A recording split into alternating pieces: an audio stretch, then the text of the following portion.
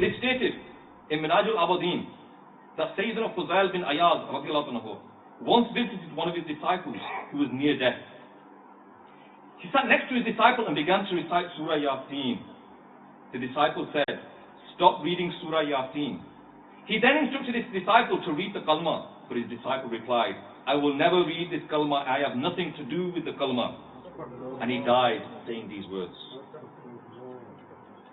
Sayyidina Fudail bin Iyad was very saddened by the way that his student had died. He sat in a house for 40 days and cried.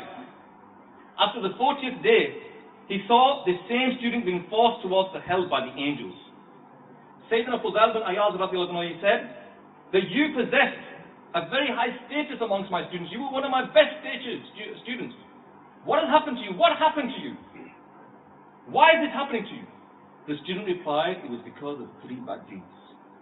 The first is telling tales.